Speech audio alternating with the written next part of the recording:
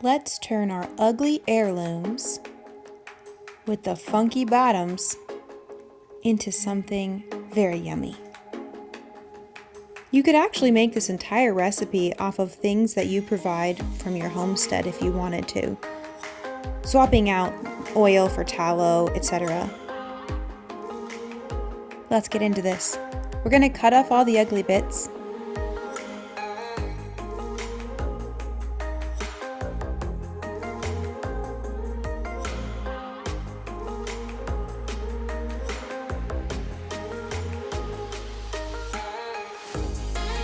And just dice them into random chunks. They did not have to be perfect. Pop those scraps in a chicken bucket. Now, first thing we can do is just freeze a nice big bag of them. You can use them in soups and sauces later on in the winter. But for the fun part, we're going to keep on slicing off the ugly bits, throwing them in the chicken bowl, and just making random chunks of tomatoes.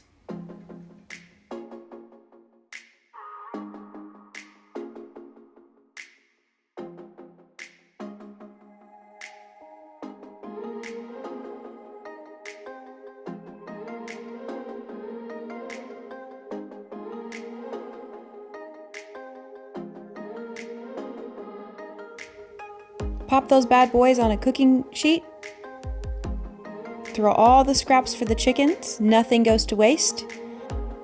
These are fresh from our garden, but these are big and beautiful, and I'll use them for something else.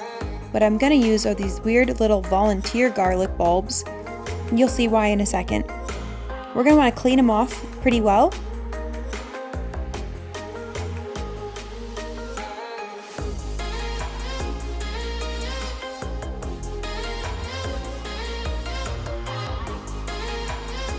But we're not going to open them up.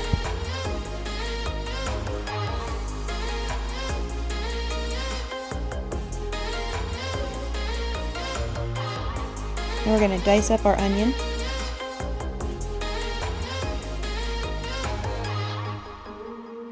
Again, this does not need to be pretty.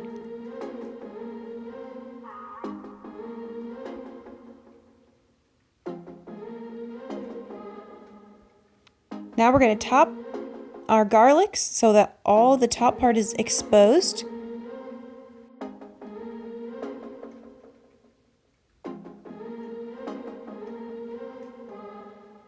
Pop the onion on and nestle those garlics right on the baking sheet.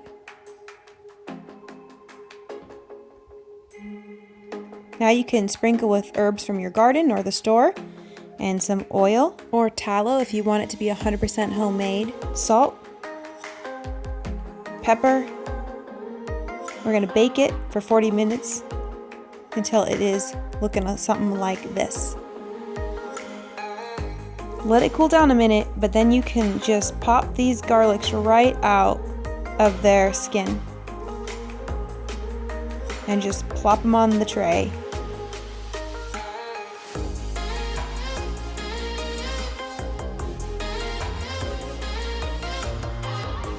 Dump everything into a pan with some chicken broth, homegrown, homemade if possible. If you want, you can use some of those ice cube whey that you have been saving from cheese making, and of course a bay leaf. Let that simmer for at least 30 minutes.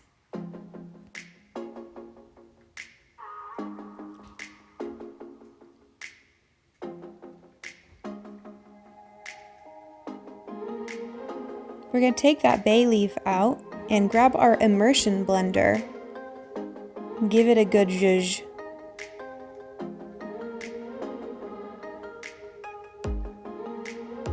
Add some fresh goat's milk, or any milk, or cream for that matter. And you're just going to keep blending it and adding milk to taste.